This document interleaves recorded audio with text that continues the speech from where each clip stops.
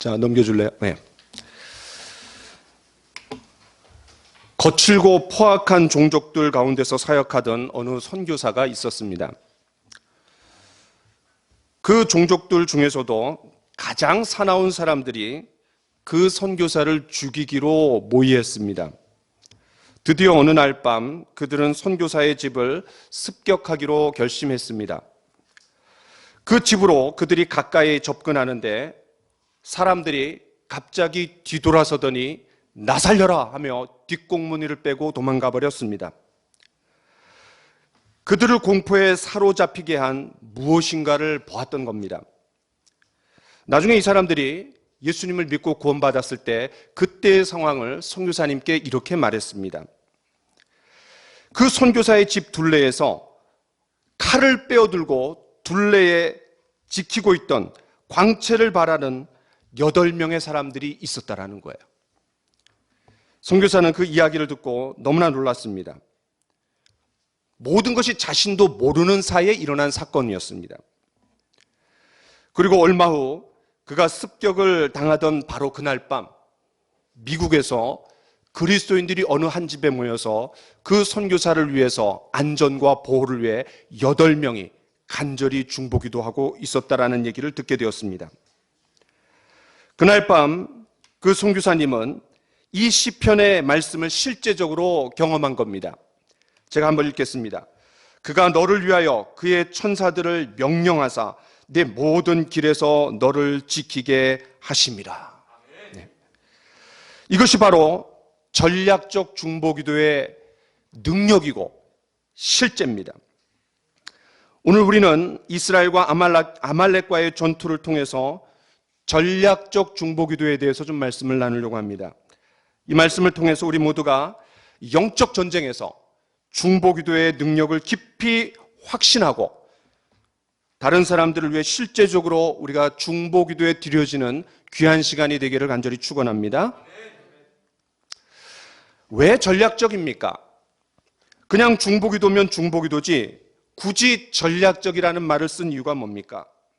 여러분 아시는 것처럼 전략이라는 말은 전투 용어입니다. 전쟁터에서 쓰는 말이에요. 물론 이제 지금은 이게 경영학에서도 많이 쓰이는 용어가 됐습니다. 그러니까 이스라엘과 아말렉의 싸움이 단순한 싸움이 아니라 영적 전쟁이었다라는 거예요. 다시 말해서 이스라엘이 아말렉과 싸운 전투는 단순히 물에 의해 분쟁이 일어난 사건이 아니라 그것은 치열한 영적 전투였다라는 겁니다. 적어도 3가지 면에서 그렇습니다. 첫 번째는 아말렉이 하나님의 구원 계획을 가로막고 저항했기 때문입니다. 당시 이 싸움은 이스라엘이 가나안 땅으로 가는 여정에서 만난 첫 번째 전투였습니다. 이제 앞으로 계속해서 전투가 이루어질 겁니다. 그런데 첫 번째 전투였어요. 이스라엘이 어떤 민족입니까? 하나님께서 온 세상의 구원을 위해서 특별히 선택하신 그런 귀한 선민입니다. 즉 타락한 세상과 하나님의 사이를 연결해주는 제사장 나라로 하나님이 세우실 민족이었어요. 더 나아가 하나님은 이 이스라엘을 통해서 창세기 3장 15절에서 예언하신 여자의 후손, 즉 메시아 예수 그리스도가 나와야 했습니다. 때문에 공중의 권세 잡은 자 사탄의 입장에서는 어떻게 해서든지 이스라엘의 진로를 가로막아야 했습니다. 가나안 땅에 입성하지 못하도록 조기에 차단해야 했던 거예요. 출애굽하는 것은 허용했다 할지라도, 물론 허용한 건 아니죠. 하나님이 그냥 치고 나가신 거죠. 그러나 가나안 땅에 들여보내지 않으려고 했던 거예요. 그래야만 온 세상을 하나님의 나라가 아닌 마귀의 나라로 만들 수 있었기 때문입니다.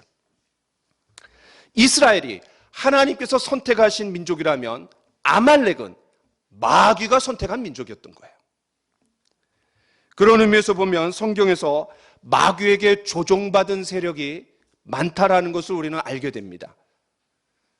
애굽의 바로, 남자로 태어난 모든 아기들을 나일강 하수에다가 버리라고 했습니다. 인종 청소를 통해서 씨를 말려버리려고 했던 거예요. 또 예수님이 태어날 당시 헤롯 대왕도 이 마귀의 조종을 받았습니다. 동방 박사들에게 전해진 소식이 거짓된 것이라는 것을 알고 어떻게 처리합니까? 베들레헴과 그 지경 아래에 있는 2살 아래의 모든 아이를, 사내 아이를 죽이라는 비정한 명령을 내렸습니다. 이건 역시 여자의 후손, 메시아이신 예수님이 오신 것을 조기에 차단하려고 하는 겁니다. 심지어 예수님의 최측근인 이 가룟 유다를 통해서 십자가에 못 박히지 않도록도 조종한 것이 바로 마귀였습니다. 두 번째는 이 아말렉과의 전투가 영적인 싸움인 두 번째 이유는 아말렉이 이스라엘을 공격한 이유가 다름 아닌 하나님을 두려워하지 않았기 때문이라고 성경은 말합니다. 자, 우리 성경 말씀을 같이 한번 읽어볼까요? 시작. 너희는 애굽에서 나오는 길에 아말렉이 네게 행한 길을 기억하라. 곧 그들이 너를 길에서 만나 네가 피곤할 때에 네 뒤에 떨어진 약한 자들을 쫓고 하나님을 두려워하지 아니하였느니라. 이 말씀에 의하면 아말렉이 이스라엘을 왜 공격했습니까? 성경은 이렇게 얘기합니다. 하나님을 두려워하지 않았다라는 거예요. 다시 말해서 이 아말렉이 하나님의 장자인 이스라엘을 겁도 없이 건드리는 거예요. 여러분, 아들을 건드려 보세요. 자식을 건드려 보세요. 부모가, 어느 부모가 그걸 참을 수 있습니까? 그러니까 거듭 강조하지만 이 아말렉은 단순히 물싸움에 끼어든 정도가 아니라 그 마음에 하나님을 두려워하는 마음이 없었던 거예요. 여러분, 홍해가 갈라지자 그 사건이 실시간으로 퍼져갖고 심지어는 여리고에 있는 성도, 그 여리고 성에 있는 사람들도 두려움에 빠졌다 그랬어요. 그런데 이 아말렉은 틀림없이 들었을지 모르는데 두려움을 갖지 않았던 거예요. 마찬가지입니다. 그 어떤 세력이라도 하나님의 사람들, 특별히 온 세상의 구원을 위해서 하나님께서 특별히 선택하신 교회, 그 세계 복음화의 전초기지인 교회를 악한 의도를 가지고 흔들고 분열시키려고 한다면 하나님이 가만히 내버려 두지 않습니다. 반드시 개입하십니다. 여러분, 우리가 이번 주에 민수기를 읽으면서 똑똑히 보지 않았습니까? 민수기 21장에서 놋뱀 사건을 통해서 하나님께서 이스라엘 백성들을 치유하셨습니다. 그런데 그 다음 장면 22장, 23장, 24장에 어떤 내용이 나옵니까? 모압왕 발락이 그 당시 국제적으로 명성을 얻고 있었던 저주 전문 예언가 누굽니까? 발람을 돈으로 매수했습니다. 왜? 지금 바산한 옥, 아모리 왕 시온을 쳐서 올라가기 때문에 그 진격을 이 모압이 막아낼 재간이 없는 거예요. 그래서 그 저주 전문가에게 돈으로 매수해갖고 저주해달라고 부탁을 하는 거예요. 그런데 저주를 하기는커녕 4번 축복을 합니다. 4번 축복을 해줘요. 그리고 거기서 이 나귀가 말을 합니다. 왜? 이 발람을 태우고 가는 나귀가 누구를 만나요? 여호와의 사자를 만나기 때문에 거기서 나귀가 말하는 것도 우리가 보게 됩니다. 그런데 여기서 중요한 게 있습니다. 이게 뭐예요? 그 모든 상황을 이스라엘은 전혀 알지 못했다라는 거예요. 이스라엘은 알지 못하는 사이에 하나님께서 이루신 역사가 바로 그런 저주를 축복으로 바꾸셔갖고 4번이나 축복하게 하셨다라는 거예요. 저와 여러분들이 천국에 가면 아마 깜짝 놀랄 사건이 있을 겁니다. 그게 뭐냐면 우리가 이 땅에 살면서 알지도 못하는 사이에 하나님께서 미리 앞서 나가셔서 우리의 앞길을 열어주시고 장애물들을 제거해 주시고 대적자들을 쳐부숴 주신 것을 우리는 그때 알게 될 것입니다. 그렇습니다. 성경의 역사들이 이것을 증명합니다. 이스라엘이 나아가려고 하는 것을 방해했던 민족들, 블레셋, 아말렉, 그리고 바벨론, 아시리아, 심지어 로마까지도 그 모든 민족들이 이 지구상에서 이름도 없이 다 사라졌습니다. 왜 그렇습니까? 하나님의 백성을 가로막을 때 하나님 개입하시는 거예요. 자, 한 말씀 보겠습니다. 우리 같이 한번 읽어봅시다. 시작. 보라, 내가 사납고 성급한 백성, 곧 땅이 넓은 곳으로 다니며 자기의 소유가 아닌 거처들을 점령하는 갈대아 사람을 일으켰나니 그들은 자기들의 힘을 자기들의 신으로 삼는 자들이라. 이에 바람같이 급히 몰아 지나치게 행하여 범죄하리라. 여기에 갈대아 사람들이 누굽니까? 하나님이 일으키신 바벨론 제국입니다. 이스라엘 백성들이 타락하자 그들을 심판하는 사람 막대기와 인생 채찍으로 하나님이 선택한 민족이 갈대아 사람들이었어요. 하나님이 일으키셨습니다. 그러나 그들이 어떻게 했대요? 자기들의 힘을 자기들의 신으로 삼는 자들이라 지나치게 행하여 범죄하였느니라. 하나님이 사용하셨습니다. 그리고 이스라엘 백성들을 회초리 때렸습니다. 그러나 하나님이 허용하신 범위를 넘어서 지나치게 했다라는 거예요. 그래서 하나님이 다스리시는 거예요. 그리고 흔적도 없이 사라지게 하셨던 겁니다. 여러분, 혈통적인 이스라엘이 하나님의 장자라면 예수님의 피로 구원받은 교회는 하나님의 차자이기 때문에 교회를 건드리면 하나님이 직접 개입하시는 겁니다. 세 번째, 왜 아말렉과의 전투가 영적인 싸움이냐? 하나님께서 뭔가를 책에 기록해서 남기라고 한 첫 번째 사건이기 때문에 그렇습니다. 여러분 14절을 보십시오. 여러분 14절에 보면 여호와께서 모세에게 이르시되 이것을 책에 기록하여 기념하게 하고, 하나님께서는 이 사건을 굉장히 심각하게 다루시는 겁니다. 앞에 두 가지 이유 때문에 더 그런 거예요. 여러분 십계명은 하나님께서 직접 돌판에다가 기록하신 하나님의 글입니다. 그런데 이 아말렉과의 전쟁 이야기는 그 이전에 하나님께서 기록하게 하신 사건입니다. 그렇다면 이 아말렉과의 싸움을 어디에다가 기록했습니까? 자, 우리 성경을 한번 봅시다. 같이 읽읍시다. 시작. 이러므로 여호와의 전쟁기에 일렀으되 수바의 와합과 아르논 골짜기와, 이스라엘 백성들이 놋뱀 사건 이후에 모압 땅을 향해서 갑니다. 그런데 그 여정에서 진을 쳤던 것들을 언급하고 있는데 성경이 기록되기 전에 여호와의 전쟁기라는 책이 있었다라는 거예요. 근데 그 책에 바로 이 사건이 기록되었고 그것이 모아져 갖고 그 자료들이 모아져 갖고 오늘날 이 성경이 기록된 겁니다. 물론 이것은 지금 현재 존재하지 않습니다. 이처럼 하나님은 아말렉과의 전투를 이스라엘 백성들이 반드시 기억하기를 원하셨고 그것을 문자로 남기기를 원하셨던 거예요. 그리고 다음 세대에게 전수되기를 바라셨습니다. 근데 그뿐만이 아닙니다. 또 14절 중간에 한번 보십시오. 어떻게 하라 그랬어요? 여호수아의 귀에 외워 들리라. 문자로 남길 뿐만 아니라 마음판에 기록되기를 원하셨어요.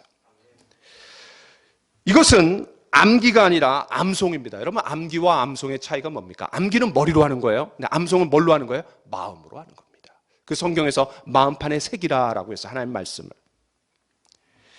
하나님은 이스라엘 백성들로 하여금 아말렉과의 전투를 항상 기억하기를 바라셨고 또 특별히 이 장차 모세의 후계자가 되어서 가나안 땅을 점령할 그런 차세대 영적 지도자인 이 여호수아의 심령 속에 각인되기를 바라셨던 거예요.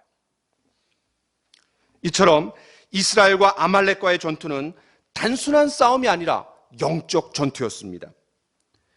눈에 보이는 아말렉이지만 그 배후에 마귀가 도사리고 있었던 거예요. 때문에 우리가 눈에 보이는 칼과 창으로만 싸워서는 이 싸움을 이길 수 없다라는 것을 모세는 너무나 잘 알았습니다.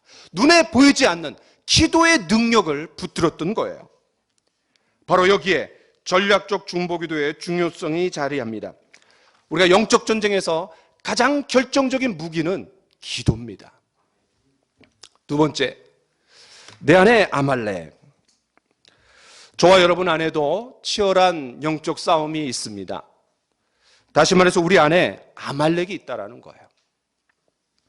아말렉은 우리 안에서 성령을 향해 대적하는, 우리 안에 성령이 내주하시잖아요. 근데 그 성령의 역사를 대적하는 육체의 소욕을 상징합니다. 나로 하여금 구원받은 삶의 기쁨과 행복을 누리지 못하게 만드는 것들, 또 신앙 성장과 헌신을 가로막는 장애물들, 그것이 사람일 수도 있고요, 사물일 수도 있고 또 여러 가지 상황과 환경일 수 있습니다. 그 사탄 마귀가 저와 여러분들의 약점을 너무나 잘 알고 있기 때문에 계속해서 이리저리로 쏘아대는 불화살이 얼마나 많습니까? 그 성경에서는 믿음의 방패로 마귀의 화전을 막으라라고 얘기합니다. 화전이 뭡니까? 불화살이에요. 우리 안에서 내적으로 일어나는 치열한 갈등들 뿐만 아니라 가정 안에서 또 일터에서 다양한 인간관계 속에서 생기는 다툼들, 또 교회의 분쟁들, 나아가서 사회와 국가의 그런 분리와 전쟁과 다툼들, 그 이면에 마귀의 역사가 깊이 도사리고 있다는 거예요. 이렇듯 분열의 영인 마귀는 사람과 사람 사이를 이간질해서 적대적이고 공격적으로 만듭니다. 서운함을 지나쳐 원망과 불평, 아니 비난과 정죄로 이어지고 심지어 폭력과 죽음을 불사하게 만듭니다. 그 대표적인 사람이 누굽니까? 바로 사울입니다. 우리 같이 한번 읽어봅시다. 시작. 여호와의 영이 사울에게서 떠나고 여호와께서 부리시는 악령이 그를 번뇌하게 한지라. 여기서 여호와께서 부리신다라는 말은 하나님께서 통치하시고 허용하신다라는 의미입니다. 하나님의 통치하에 있다라는 의미예요. 이 사울이 골리앗을 때려잡은 다윗에 대한 시기심과 질투에 불탔습니다. 그리고 분노의 화신이 되어 다윗을 어떻게 해서든지 죽이려고 하지 않았어요. 그 배후에 마귀가 있는 거예요. 마귀는 끊임없이 우리의 마음이 갈라지고 피폐해지고 또 무너지게 만듭니다. 필요 이상으로 우리를 자책하게 만들고 또 낙심과 절망이라는 구렁텅이로 우리를 사정없이 몰아가 버립니다. 게다가 끊임없이 우리를 참소합니다. 여러분, 참소가 뭡니까? 없는 것도 만들어서 있는 것처럼 계속해서 고자질하는 것. 이것이 바로 마귀의 일입니다. 마귀의 주 전략이에요. 이런 목적들을 위해서 마귀가 주로 사용하는 무기들이 뭡니까? 우리 안에 있는 시기심, 우리 안에 있는 탐욕, 그리고 우리 안에 있는 그런 상처, 그리고 우리 안에 있는 실패, 이런 것들을 끊임없이 우리에게 흔들어서 계속해서 우리를 힘을 잃게 만들고 나자빠지게 만듭니다. 저와 여러분들이 다 경험하는 거 아닙니까?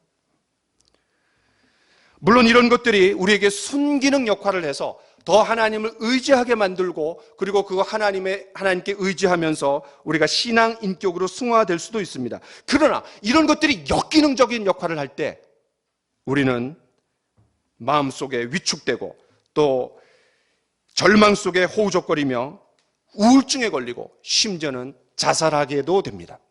그 배후에 마귀의 역사가 있는 거예요.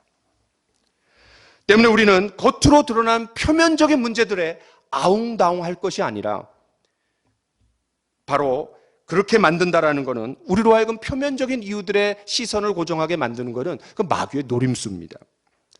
그렇게 하면 이 마귀의 계략에 말려드는 거예요. 왜냐하면 우리가 정작 싸워야 될 대상이 누굽니까? 마귀이기 때문에 그렇습니다. 주적이 마귀인데 엄한 마귀의 수단인 남편, 아내, 남편과 아내를 뭐라 그래요? 왼수라 그러잖아요. 그 남편과 아내 갖고 붙들고 씨름하는 거 의미가 없어요. 또 자녀를 가지고 씨름하는 거 의미가 없어요. 어떨 땐 자녀가 왼수처럼 보일 때가 있어요, 저는. 또 다른 성도들을 대상으로, 아니면 나와 의견이 다른 사람들, 그런 사람들을 가지고 우리가 적처럼 생각하고 그들을 자꾸 어떻게 그냥 해보려고, 바꾸려고, 큰 의미가 없다라는 거예요. 왜냐하면 그 안에 마귀 역사가 있다라는 거예요. 물론 모든 게 마귀의 역사라는 건 아닙니다. 그러나 마귀는 분열의 영을 통해 갖고 우리를 끊임없이 자꾸 넘어뜨리려고 한다라는 거예요. 우리가 표면적인 것에 마음을 뺏기다 보면 정작 우리가 싸워야 할 어둠의 세상 주관자들과 하늘에 있는 악한 영들을 상대하지 못하게 됩니다. 때문에 이 배후의 악령들과 싸워 이기기 위해서는 반드시 저와 여러분들이 어떤 싸움이 필요해요? 기도의 싸움이 필요한 겁니다. 우리가 하나님의 능력으로 말미암을 때, 그때야말로 이 싸움에서 승리할 수 있기 때문입니다. 여러분, 우리 모두가 기도를 통해서 하나님을 이 싸움에 끌어들입시다. 하나님 그렇게 초청하라고 우리에게 요청하셨습니다. 저는 이 찬양을 기억합니다. 내 힘만 의지할 때는 패할 수밖에 없도다. 힘 있는 장수 나와서 날 대신하여 싸우리. 우리 같이 합시다. 이 장수 누군가? 주 예수 그리스도 만군의 주로다. 당할 자 누구랴? 반드시 이기리로다. 이 땅에 마귀 들끓어 우리를 삼키려 하나. 겁내지 말고 진리로 이기리로다. 친척과 재물과 명예와 생명을 다 빼앗긴데도 진리는 살아서 그 나라 영원하리라. 그렇습니다. 내 주는 강한 성이요. 그 당시에 얼마나 타락한 교황청을 상대로 루터가 어떻게 혼자서 이 싸움을 감당할 수 있었습니까? 돕는 하나님의 능력, 그리고 대장 되신 그리스도의 도우심 가운데 승리할 수 있었던 것을 이 가사에 적어놓은 거예요. 얼마나 능력이 있습니까? 우리가 전략적 중보기도를 통해서 우리 주님께서 싸움에 오시도록 초청합시다. 주님, 우리 남편이 싸우는 영적인 싸움에 와주십시오. 주님, 우리 아내가 싸우는 영적 싸움에 와주십시오. 주님, N번방이랑 박사뱅 때문에 얼마나 많은 청년과 청소년들이 음란에 빠져들고 있습니까? 우리 청소년들, 청년들의 영적인 싸움에 개입하여 주옵소서. 우리 소그룹들, 우리 청년 소그룹들 안에, 우리 형제 자매들 안에 주님 그 영적 싸움에 참여하여 주옵소서. 하나님, 우리의 일터와 교회와 민족과 열방이 치르는 이 영적인 싸움에 주님 참여하여 주옵소서라고 우리는 기도해야 됩니다. 전략적 중보기도의 실예를 좀 봅시다. 오늘 우리가 읽은 본문은 성경에서 전략적 중보기도에 관한 대표적인 실제입니다. 더군다나 이스라엘 백성들이 지금까지 뭔가를 스스로 준비해서 활용한 경우는 처음입니다. 여러분, 지금까지 생각해 보세요. 원망하고 불평하고, 그리고 굉장히 수동적이었습니다. 근데 이번에는 원망하고 불평했다라는 말이 나오지 않고 스스로 뭔가를 준비해서 결과를 얻어냈어요. 긍정적인 결과를 얻어낸 첫 번째 경우입니다. 여기에 이 본문의 독특함이 있는 거예요. 이스라엘은 아말렉과의 전쟁에서 투트랙 전략을 썼습니다. 전방에는 여호수아와 군대가 나가서 싸웠고 물리적으로 싸웠고, 후방에서는 모세가 아론과 훌을 대동해서 기도의 손을 높이 들어올려 영적인 싸움을 싸우는 거예요. 여러분, 전쟁사적으로 볼 때 이 싸움의 승전 장군은 누굽니까? 전쟁사적으로 보면 당연히 여호수아죠. 그러나 성경은 그렇게 기록하고 있지 않습니다. 그 배후에 가려진 싸움의 뒷이야기를 우리에게 자세히 이야기해 줍니다. 바로 모세와 아론과 훌의 이 전략적 중보기도가 그 싸움을 승리로 이끈 원동력이었다는 것을 우리에게 말해주는 겁니다. 여러분, 성경을 좀 자세히 보십시오. 오늘 8절부터 16절까지 크게 두 부분으로 나눌 수 있습니다. 먼저는 전반부는 8절부터 13절까지입니다. 여기에는 실제 전투가 나옵니다. 그리고 14절부터 16절까지는 그 전투에 대한 후속 조치입니다. 그런데 전쟁을 실제로 다루고 있는 8절부터 여러분 13절까지를 우리가 좀 더 깊이 들어가 보면 8절은 싸움이 일어난 상황을 얘기해 줍니다. 배경을 얘기해 줘요. 그 다음에 9절은 그 전투를 위해서 두 가지 전략을 사용했다. 전방과 후방의 연합작전이다. 이거를 얘기해 줘요. 따라서 이 본격적인 전투는 10절부터 13절까지라고 얘기할 수 있습니다. 근데 여러분 자세히 보세요. 10절은 9절에서 말한 그 투트랙 전략을 그대로 따라 행했다라는 설명입니다. 그리고 13절은 전투의 결과를 얘기해 줍니다. 그럼 그 승패를 결정한 원인, 그 비결이 뭐라는 거예요? 11절과 12절입니다.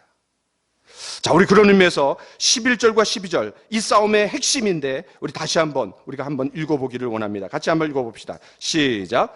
모세가 손을 들면 이스라엘이 이기고 손을 내리면 아말렉이 이기더니 모세의 팔이 피곤함에 그들이 돌을 가져다가 모세의 아래에 놓아 그가 그 위에 앉게 하고 아론과 훌이 한 사람은 이쪽에서 한 사람은 저쪽에서 모세의 손을 붙들어 올렸더니 그 손이 해가 지도록 내려오지 아니한지라. 이 본문의 구성이 그렇게 되어 있습니다. 가장 가운데 핵심에 뭐를 두고 있느냐? 전방에서 일어난 물리적 싸움의 승리가 아니라, 다시 말해서 어떤 전략을 가지고 어떤 대형으로 무슨 무기를 가지고 어떻게 이겼다라는 것을 얘기하지 않고 누가 기도했는지, 그리고 누구와 함께 기도했는지, 그리고 그 기도하는 과정에서 무슨 일이 생겼는지, 그리고 그 문제를 어떻게 해결했는지, 여기에 강조점을 두고 있다는 거예요. 이것이 다른 전투 교범과 다른 사건의 이야기입니다. 성경은 기도에, 전략적인 중보 기도에 초점을 맞추고 있는 거예요. 성경은 독자들이 바로 이 핵심을 놓치지 않기를 바랬던 겁니다. 자, 유명한 설교가가 있습니다. 포사이드라는 사람이 있습니다. 이 사람이 이렇게 얘기했습니다. 우리 같이 한번 읽어봅시다. 시작. 우리가 결단의 골짜기로 더 깊이 내려가면 내려갈수록 기도의 산으로 더 높이 올라가야만 한다. 하나님을 설득하고자 하는 것이 주 관심사인 사람들의 두 손을 높이 떠받쳐 주어야만 한다. 야, 얼마나 놀라운 비유입니까? 싸움의 골짜기로 내려가면 내려갈수록 기도의 높은 산으로 올라가야 된다는 거예요. 저는 이제 요즘에 아이들이 학교 가지 않고 집에 있기 때문에 일주일에 한 번 바깥에 데리고 나갑니다. 한 번은 그 서해 바다도 데려가고 또 한 번은 마장호수도 데려가고, 이제 이번 주에는 제가 행주산성을 데려가려고 그래요. 행주산성 여러분 임진왜란 때 권율 장군이 있었던 곳 아니에요? 저는 이제 고등학교 때 거기 이제 소풍을 간 적이 있습니다. 그리고 이제 그 이후로 처음 가보려고 하는데, 야, 여러분 행주산성, 이 다리를 건너자마자 행주산성이 있는데 그 행주산성이 어떤 곳입니까? 고지입니다. 고지. 그 행주산성에 보면은 이 서해에서 들어오는 모든 배들을 다 탐지할 수가 있습니다. 그리고 그 지역의 평야를 다 한눈에 볼 수 있는 고지입니다. 영적인 고지론이 있는 거예요. 고지론. 우리가 모든 것을 다 차지할 수 없습니다. 그런데 그 적의 차단, 적을 방해할 수 있는 그 중요한 목을 딱 잡는 거예요. 저는 이것이 바로 기도라고 생각이 됩니다. 기도할 때 우리가 이 적의 그런 침투 요소들을 차단하고 또 중요한 부분을 장악하고 주도권을 줄 수 있는, 바로 그것이 바로 기도의 고지론입니다. 기도의 고지론. 여러분, 코로나19가 전 세계에 만연해 있습니다.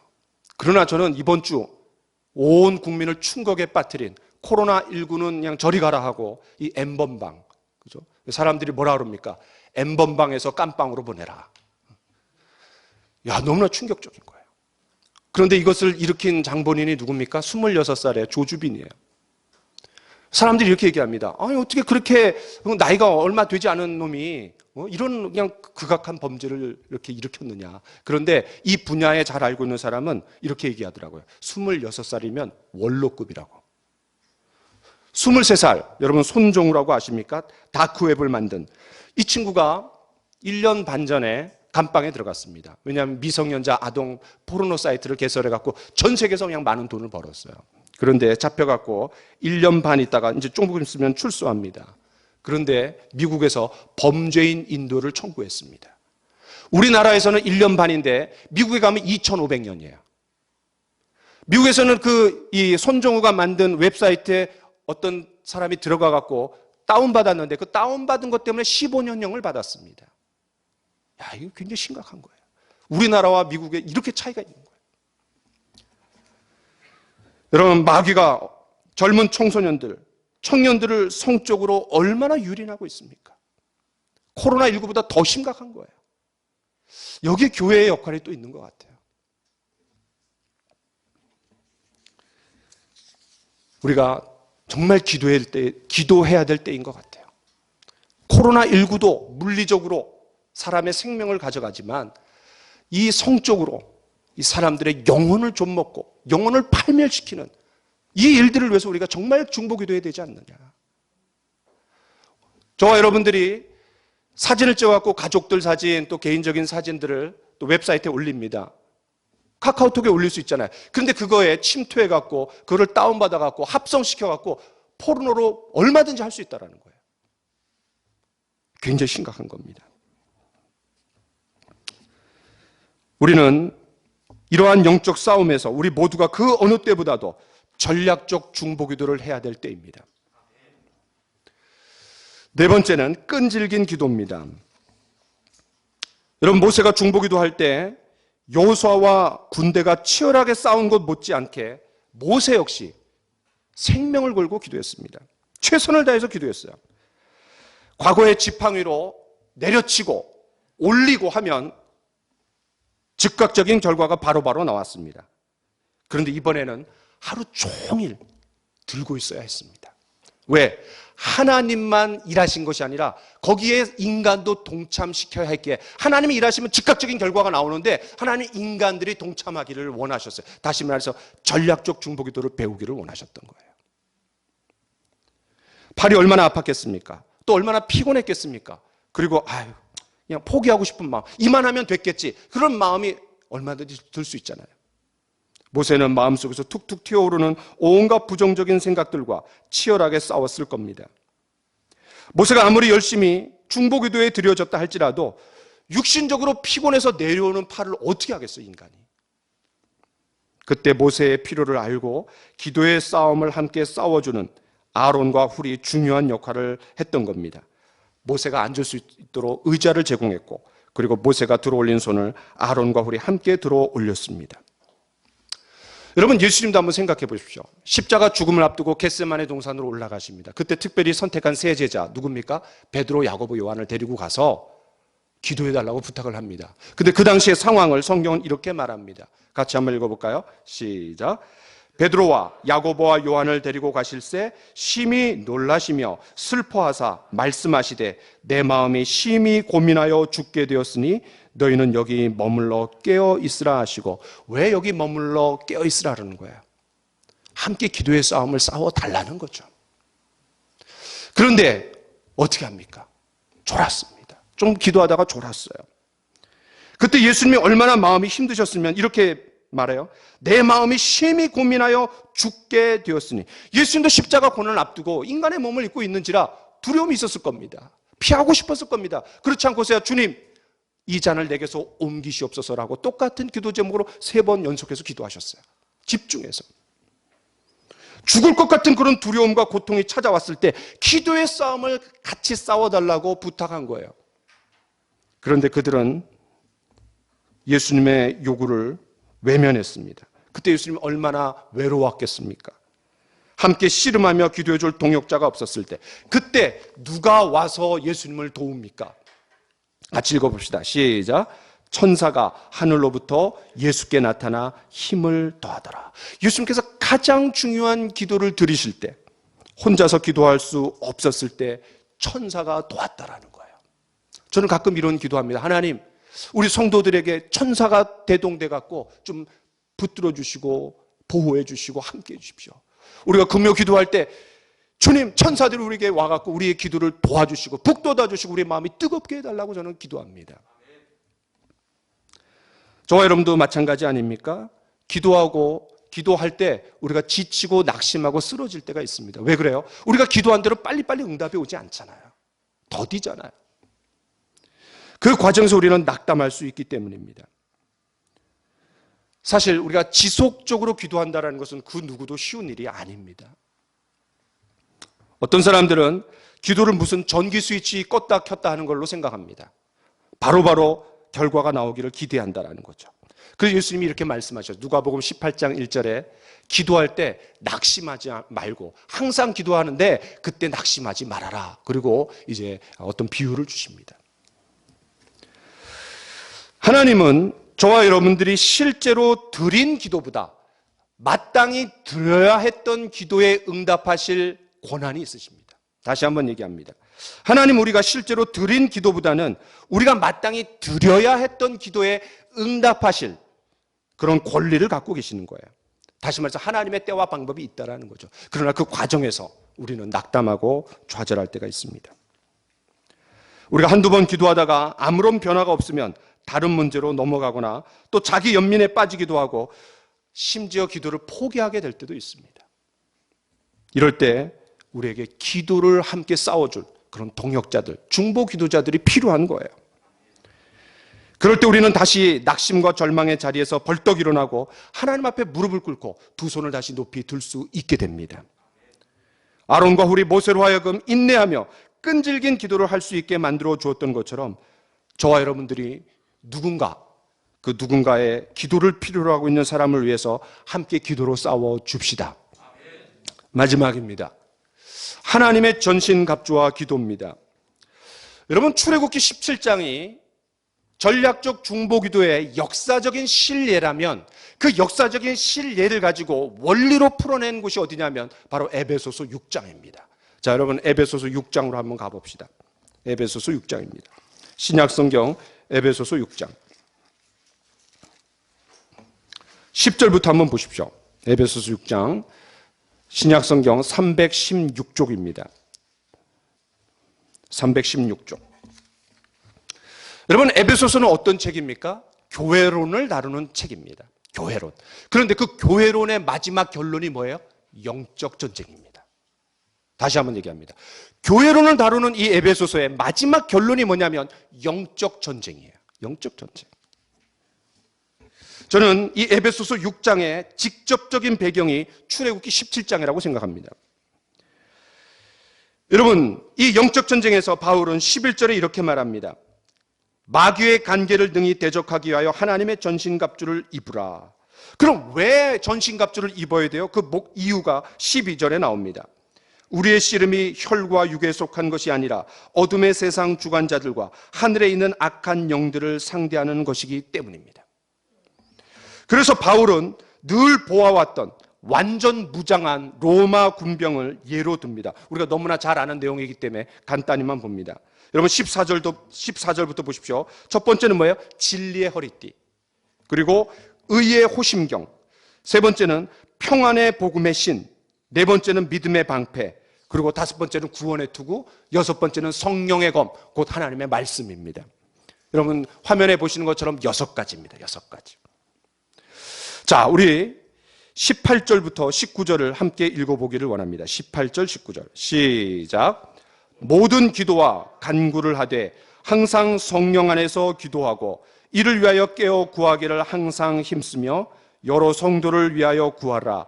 또 나를 위하여 구할 것은 내게 말씀을 주사 나로 입을 열어 복음의 비밀을 담대히 알리게 하옵소서 할 것이니. 제가 중요한 질문을 하나 던져보겠습니다. 여러분, 하나님의 전신갑주를 취하라고 했는데 6가지를 얘기했어요. 근데 그 안에 기도도 포함됩니까? 다시 말해서 7은 완전 숫자이기 때문에 마지막 하나님의 전신갑주가 기도입니까? 그렇지 않습니다. 만약에 7번째가 기도라면 로마 군인의 무장한 모습을 빗대 갖고 뭔가를 얘기해야 됩니다. 진리의 허리띠, 믿음의 방패, 구원의 투구 이런 것처럼 뭔가를 빗대 갖고 기도를 얘기해야 되는데 그렇게 얘기한 게 아니라 전혀 기도와 연관된 것을 말하지 않습니다. 이것이 우리에게 무엇을 얘기해 줍니까? 기도는 7가지 중에 하나가 아니라 전체라는 얘기예요. 기도가 전체라는 얘기예요. 그러니까 하나님의 전신갑주 6가지 각각은 뭐로 입혀져야 된다는 거예요? 기도로 덧입혀져야 된다는 말이에요. 그런 의미에서 기도가 뒷받침되지 않는 하나님의 전신갑주는 무용지물입니다. 이걸 강조하고 싶었던 거예요. 또 여러분 18절에 기도가 이제 나오는데 여러분 기도가 몇 번이나 강조되는지 한번 보십시오. 모든 기도, 간구, 그 다음에 성령 안에서 기도하고 깨어 기도하기를, 그 다음에 여러 성도를 위하여 구하라. 5번 나옵니다. 그리고 19절에 이렇게 말합니다. 이렇게 나를 위해서 복음을 전할 수 있는 문이 열리도록 기도해달라. 다시 말해서 6번 기도가 나옵니다. 여러분 놀랍지 않습니까? 6번의 하나님의 전신갑주, 그 다음에 6번의 기도. 성경은 의도적입니다. 다시 말해서 이 언급된 6가지 하나님의 전신갑주 그 각각이 올바로 기능을 발휘하기 위해서 뭐가 필요하다는 거예요? 기도가 필요하다는 거예요. 기도. 여러분 진리의 허리띠와 기도. 기도 없이 어떻게 우리가 중심을 잡을 수 있습니까? 허리띠가 중심을 잡는 거 아니에요. 기도 없이 어떻게 중심을 잡습니까? 기도로 허리를 동여매야 됩니다. 의의 호심경과 기도. 여러분 기도 없이 어떻게 우리가 다름의 삶, 구별의 삶, 거룩한 삶을 살 수 있습니까? 평안의 복음과 기도. 여러분 복음 전도와 기도는 짝꿍이에요. 기도 없이 어떻게 전도합니까? 또 믿음의 방패와 기도. 우리의 기도도 이 믿음의 방패를 기도로 들어 올려야 된다는 거예요. 또 성령의 검, 하나님의 말씀. 여러분 말씀과 기도는 이건 짝꿍입니다. 같이 가는 거예요. 또 구원의 투구와 기도. 여러분 우리가 기도가 없으면 치명타를 맞는 거예요. 아무리 구원의 투구를 쓰더라도. 그렇습니다. 우리가 기도가 뒷받침되지 않을 때 성령의 검, 곧 하나님의 말씀이라 그랬는데 이것은 하나님의 말씀 성령의 검이 아니라 무딘 철 연장날이 되는 거고 쇳덩어리로 전락이 되는 거고 지식이 되는 거고 세미나가 되는 거고 그거는 강연이 되는 겁니다. 우리가 하나님의 말씀을 기도로 잡아야 되는 거예요. 여러분 아무리 자동차 외관이 멋들어지고 각종 기능이 잘 구비됐다 할지라도 연료가 들어가야 됩니다. 배터리가 나가 보십시오. 가스가 없어 보십시오. 그럼 끝나는 겁니다. 그럼 모든 좋은 기능들이 무용지물이 되는 겁니다. 제가 한 말씀 나누고 마치려고 합니다. 에티오피아 어느 한 마을에 거대한 나무가 한 그루 있었습니다. 그 나무는 대대로 그곳에 서 있었고 영원한 존재처럼 보였습니다. 강물을 육지까지 끌어올 수 없었기 때문에 그 주변 지역 사람들은 오랫동안 기근에 시달렸습니다. 이에 고통받던 사람들이 급기야 나무에게 도움을 요청하기에 이르렀습니다. 사람들은 하늘을 찌를 듯한 높이 솟은 그 거대한 나무에게 절했습니다. 어떤 정령이 그 나무에 신적인 능력을 주었다라고 믿었기 때문입니다. 어른들은 그 나무 곁을 지나가면서 커다란 나무 몸통에 입을 맞추었습니다. 그들은 나무의 낮은 목소리로 경의를 표했으며 아이들은 이 나무가 우리를 구했어 라고 말하기도 했습니다. 1989년 월드비전이 그 골짜기의 바짝 마른 땅에 꽃이 피게 만드는 관계시설 개발 사업을 시작했습니다. 그때도 그 커다란 나무는 가까이 하기 어려운 옛 질서의 파수병처럼 서 있었습니다. 그 나무는 그 지역 사람들의 두려움을 이끌어냈고 두려움의 노예로 만들면서 그들을 장악했습니다. 사람들은 재물을 갖다 바쳤고 금기 사항들을 엄격하게 지킴으로 정령들의 비위를 맞추려고 노력했습니다. 이 월드비전의 일꾼들은 그 나무를 숭배하는 마을 사람들의 모습을 보면서 그것이 지역사회가 그리스도의 나라에 들어가는데 또 변혁되는 일을 가로막는 장애물이고 우상이라는 것을 확신했습니다. 어느 날 아침 이 월드비전 직원들이 함께 기도하고 있을 때 한 말씀이 그들 마음 가운데 확 왔습니다. 그 말씀은 이 말씀입니다. 만일 너희가 믿음이 있고 의심하지 아니하면 이 나무더러 뽑혀서 없어지라고 하여도 될 것이요. 이 말씀이 그들의 마음을 흔들었습니다. 6달 후 그들은 간절히 기도했고 또 골리앗과 같이 버티고 서 있는 그 나무를 하나님께 꺾어달라고 간절히 기도한 결과 6달 후 그 나무가 삐쩍삐쩍 마르기 시작했습니다. 무성한 나무잎들이 사라졌고 마침내 얻어맞은 거인처럼 강으로 쓰러져 버렸다고 합니다. 사람들은 깜짝 놀랐습니다. 그리고 이렇게 말합니다. 당신들의 하나님이 이 일을 했소. 당신들의 하나님이 이 나무를 말려버렸소. 라고 그렇게 얘기했던 거예요. 그러고 나서 몇 주 지나지 않아 약 100명의 마을 사람들이 예수 그리스도를 영접하는 놀라운 사건이 있었다는 겁니다. 이것은 바로 전략적 중보기도에 장엄하게 응답하시는 하나님의 권능을 직접 본 결과였던 거예요. 저와 여러분에게도 골리앗같이 버티고 있는, 그래서 전략적으로 중보기도를 필요로 하고 있는 그런 것들이 있을 겁니다. 그런 거대한 나무들이 떡하니 버티고 있는 그런 무엇인가가 있을지 모르겠습니다. 우리의 시기심과 욕심과 탐심을 끌어내서 우리로 하여금 쓰러지게 만드는 것들, 과거에 우리가 받았던 상처들, 또 우리가 가지고 있던 실패들, 이런 것들이 우리를 앞으로 나아가기보다는 자꾸 발목을 잡는 것들이 있지 않습니까? 우리가 이런 것들을 위해서 같이 기도하고 전략적으로 중보기도에 함께 기도의 싸움의 대열에 참여하는 저와 여러분들이 되기를 원합니다. 같이 기도합시다. 그 전에 우리 같이 찬양합시다. 우리가 함께 찬양할 때 당신이 지쳐서 누군가 널 위해 기도하네, 이 가사의 의미를 생각하면서 오늘 전략적 중보기도에 대해서 우리가 함께 말씀을 나누었는데 함께 기도하는 시간이 되기를 원합니다. 여러분, 우리가 지금이야말로 전략적 중보기도에 두 손을 높이 들어서 함께 기도로 싸워야 될 때입니다. 코로나19가 물리적인 환경이라면 아까 제가 말씀드렸던 N번방, 박사방, 갓갓, 많은 청소년들과 청년들, 또 이것 때문에 거기 들어갔던 40대 어떤 남자가 투신 자살했잖아요. 이거는 광풍처럼 온 나라를 휩쓸 겁니다. 그러나 한순간으로 끝나는 것이 아니라 계속해서 이것은 우리의 영혼을 좀먹고 파멸로 이끌고 우리를 힘들게 만들 겁니다. 우리가 이때 정말 전략적 중보기도로 우리 사랑하는 성도들의 한국교회가 이해를 위해서 싸워야 되지 않겠습니까? 우리가 같이 이 찬양하면서 기도하기를 원합니다. 같이 찬양합시다. 당신이 지쳐서 기도할 수 없고